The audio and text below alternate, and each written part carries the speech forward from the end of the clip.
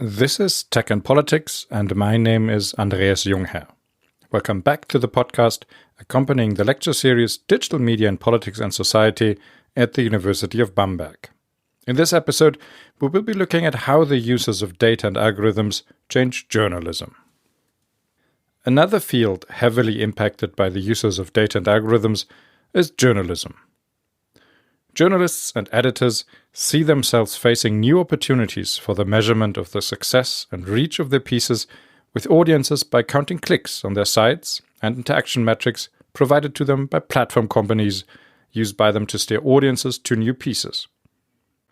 Algorithms also play a role in the way people are steered toward journalistic content. By the increasing dependency on digital platforms like Facebook, Instagram, or Google, news media are subject to the algorithms these platforms use to prioritize or deprioritize journalistic pieces. Accordingly, figuring out the mechanisms behind these algorithms and adapting one's pieces accordingly may come to matter. Finally, and potentially most disruptively, algorithms are increasingly used to produce journalistic pieces automatically, raising fears about the future of journalism as an occupation. Journalism offers a promising window into field-specific impacts and transformations driven by the increasing availability and uses of data and algorithms. Let's now have a look at two of these processes in detail: the introduction of digital metrics in journalism and the potential for the automated production of content. Journalism always looked to metrics documenting the reach and impact among audiences. Yet, measures of old, such as number of copies sold or viewership numbers, were imprecise and often offered limited insights. Still, they served as powerful markers, deciding about ad prices news organizations could charge or the fate of programs or editors. The advent of digital metrics has amplified the availability and reliance on audience metrics. News organizations now have detailed measurement of online traffic on their digital products, such as websites, apps, or multimedia content. Beyond this, they also have access to third-party metrics documenting the usage frequency and reach of their content. These can be metrics provided by companies running digital platforms that news organizations use to publish, advertise, or announce their content on, such as Facebook, Google, Instagram, Spotify, or YouTube. These can also be cross-platform metrics combined by monitoring solutions, often called dashboards. These dashboards provide journalists and editors with a view of what people on digital media are talking about, sharing, or clicking on at any moment in time. They also provide another view on the relative success of their own content compared to that of the competition. The contemporary information environment, or at least its digital component, is therefore much more visible to participants and contributors than past information environments. This has consequences for the production of news, not all of them beneficial. As known for other metrics, once click rates become a factor in rating the success of items or journalists, it can be expected that journalists start writing toward what they perceive to be click drivers, or editors start commissioning items with associated features. Clicks, then, might become a metric that journalists and editors try to game. This then might favor controversial opinion pieces over well-reasoned or balanced reports. Besides writing up topics in a reader or algorithm-friendly way, this can also lead to the emergence, or at least reinforcement, of herd journalism. When the majority of editorial desks shares the same social media monitoring dashboard, then all editors see the same topics trending at the same time. Accordingly, to get in on the eyeballs on trending topics, all editors assign journalists to write quick online pieces, and on a majority of outlets, pieces on the social media topic of the minute appear. This then gives the topic the vesture of importance. After all, why would so many outlets write about this? These dynamics and the dependency of online news media to quickly cover trending topics has been exploited by controversial actors. Reportedly, this dynamic was a crucial feature in the successful media exposure Donald Trump could gain during the Republican primaries for the US presidential election 2016. By posting controversial tweets, Trump managed to routinely trend on Twitter, which then in turn guaranteed him media attention and thus allow him to hijack the political agenda during the primaries. Another problem emerges from the fact that digital audiences and their engagement are comparatively easy to measure. The opposite is true for traditional non-digital audiences. But as many studies have shown, digital news users differ from those who choose to engage with news in traditional ways. And topics playing strongly on social media do not necessarily have to correspond with the interests and concerns of the general public. Accordingly, by relying on what is easy to measure and easy to see, editors and journalists might over-rely on their digital audiences and lose sight of their traditional audiences. At the same time, by looking at digital dashboards, they might start following the interests and concerns of politically vocal online users strongly, while losing sight of those of the general public. The easy availability of digital information might entice news organizations to self-imprison in a metric cage. Since information about digital news audiences abound, it is easy to turn them into metrics. Whether these metrics are useful to the business or normative goals of a news organization is a different question, of course. But as we have encountered throughout this section, availability of data and metrics often trumps the effortful work of interpretation and validation. Similar dangers lurk with the use of digital metrics by news organizations. While the use of metrics based on information on digital news audiences is straightforward, there are further points where data and algorithms might transform journalism even more fundamentally. One is the automated production of news items. The romantic notion of plucky journalists being out on their beat, covering the goings-on of corrupt politicians, still lurks in the back of many minds. Just watch the movie All the President's Men next time it's on to get an overdose of this notion.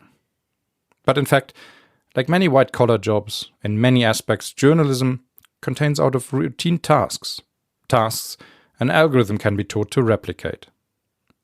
In its core, many tasks in journalism mean taking information about events in the world and translating them into a standard template of a report. Yes, I know, this excludes your favorite in-depth coverage of a topic of interest or the meaningful and deeply reasoned opinion piece, but those types of stories are the minority if you look at the output of news organizations. Much of news coverage is the routine coverage of events, think sports or financial news. These types of stories pick up on factual events and translate them into a fixed template. This makes them promising objects for automation. It remains to be seen how different experiments in the integration of algorithmically produced content or content snippets in the workflow of journalism evolves. But algorithmically produced news content challenges the ethos and public image of journalists at its core. Any advances in this area, therefore, are likely to be highly contentious, but at the same time might also provide promising objects for research. Well, so much for the big picture. But now let's have a closer look at empirical attempts at documenting how journalism is coping with metrics and algorithms and how audiences react to them. Let's start by having a closer look at how newsrooms deal with metrics and journalists and editors adjust their behavior according to metrics available to them. To get a better sense of this, we need to leave our higher plane of theoretical and abstract considerations and examine actual newsroom practices closely. Luckily for us, this is exactly what the sociologist Angèle Christen has done in her article Counting Clicks, Quantification and Variation in Web Journalism in the United States and France.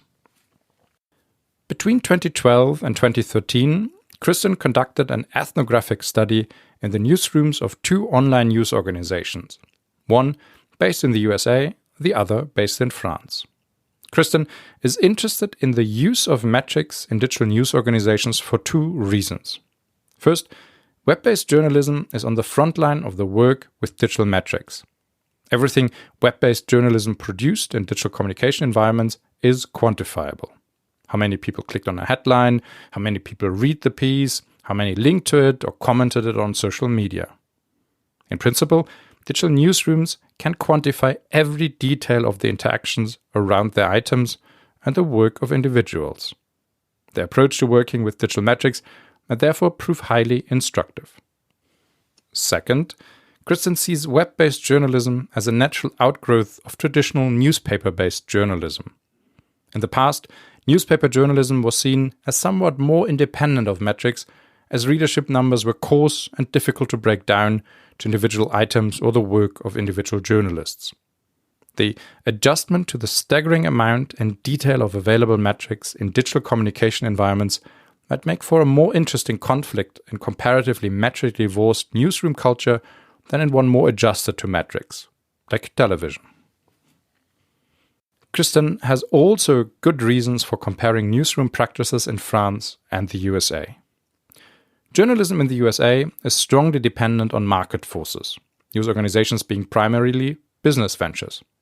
At the same time, US journalism is also characterized by a strong tendency of professionalism. This means that journalists, editors, and news organizations try to develop, uphold, and police a shared standard of ethical and quality assurance practices, the principle of objectivity being prominent among them. They did so in order to differentiate themselves from less reputable competitors. In contrast, journalism in France has been found to be less dependent on the market, and journalism less concerned with objectivity, but more open to politicizing news. These differences are likely to drive divergent uses of metrics.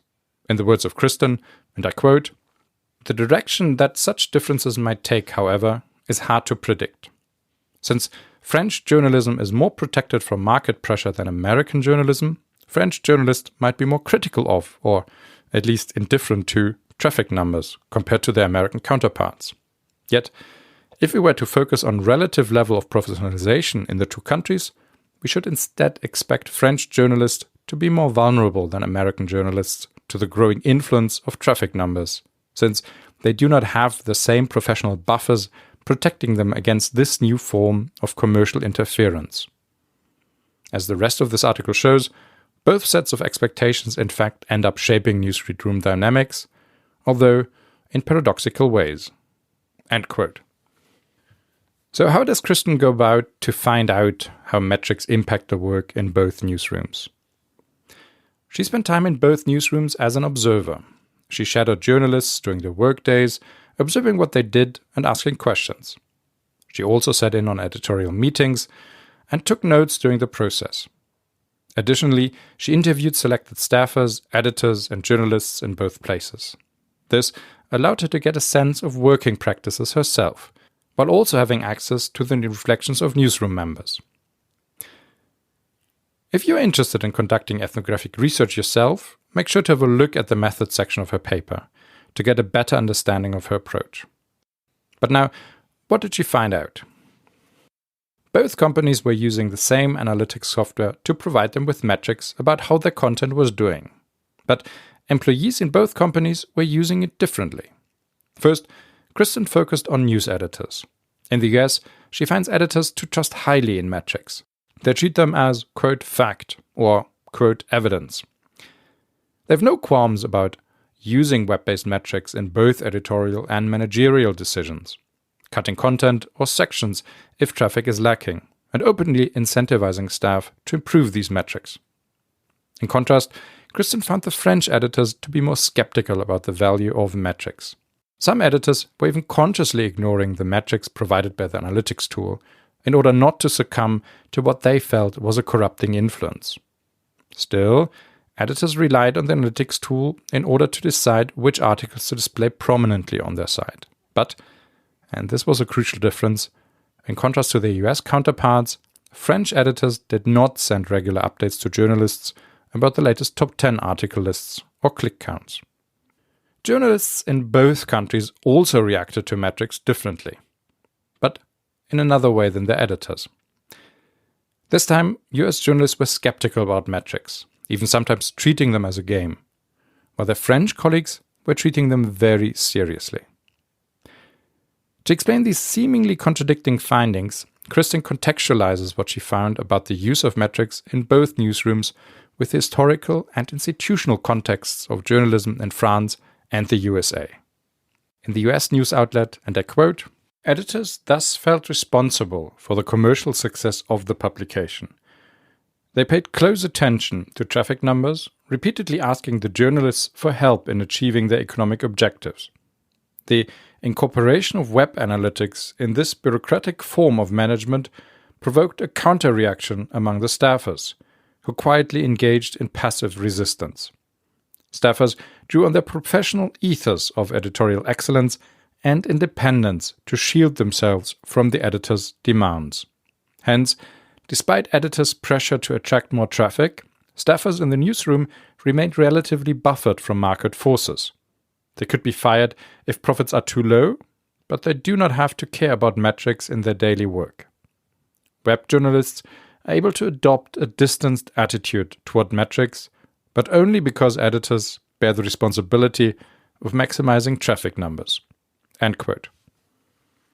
In contrast, she found editors in the French news outlet who, and I quote, defined their primary role as publishing important pieces, even when they know that such pieces are not popular with readers, which is consistent with the ambition prevalent among French intellectuals to provide political and cultural guidance to a broad public.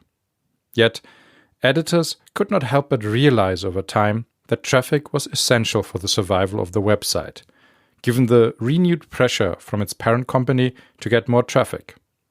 Contrary to editors in the US outlet, however, they refused to change the editorial line or fire employees. They did not shield their staffers from the pressures they were experiencing. The absence of specialization between editors and staffers, in turn, left both groups ill-prepared to handle the strain of having to maximize traffic numbers.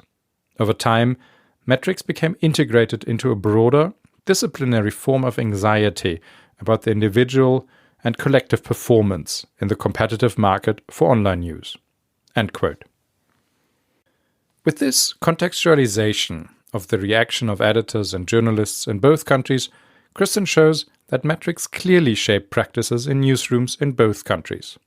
But the way they shape them depends on the historical and institutional context, which in turn influence the way editors and journalists fulfill their roles, and accordingly the way economic pressures are channeled or distributed within the organization. Back to Kristen, and I quote, "Against today's dominant rhetoric of unbounded technological change, future research should study how institutional forces, as canonical as professional norms, work practices, and organizational dynamics shape the impact of digital technologies on the social world." End quote. Kristen's study is highly instructive on the differential usage practice of metrics in both countries, depending on their differential newsroom cultures. This shows that the same type of metric does not necessarily create the same sort of reaction, but instead that usage practices vary across contexts. At the same time, the study offers an instructive template for ethnographic work interested in identifying individual usage practices and organizational processes in the adaptation to data, metrics, or algorithms. So, now we know how to study the reactions within organizations to metrics and algorithms. But how about the effects on audiences? For this, we turn to our second study. In the previous section, we have had a look at a study examining the effects of metrics on newsrooms. Now, we will examine a study that looked at the effects on audiences. Digital communication environments are littered with public metrics. We see the number of likes a Facebook post received, the number of times a tweet was retweeted, or the number of times a song was streamed on Spotify. This makes metrics accessible not only to professional users of analytics dashboards or platform staffers, this makes metrics into public signals about the popularity of content in digital communication environments. As any public signal, these metrics serve as orientation for people and can be expected to influence behavior. For an example of how to go about to find this out, we can turn to a study by the sociologist Matthew Zalganik, Peter Dodds, and Duncan Watts. In their study, Experimental Study of Inequality and Unpredictability in an Artificial Cultural Market, Zalganik and colleagues test in an experiment the influence of metrics on the behavior and preferences of people in an artificial music market. The authors recruited 14,341 participants, predominantly from a teen interest website, and assigned them randomly to two conditions. Some participants were shown a list of unknown songs from unknown bands. They then were asked to rate the song from 1 star, I hate it, to 5 stars, I love it, and given the opportunity to download the song. This was the independent condition. People were free to interact with content based on its own merits without being influenced by public metrics. Other participants were assigned an influence condition. Here, participants had the same options like those in the first groups. But other than the first group, they were shown the download counts for each song. Additionally, participants in the influence condition were split in 8 independent groups. The authors did this in order to have different and independent estimates for the influence of metrics, independent of contingent developments in either of the 8 groups.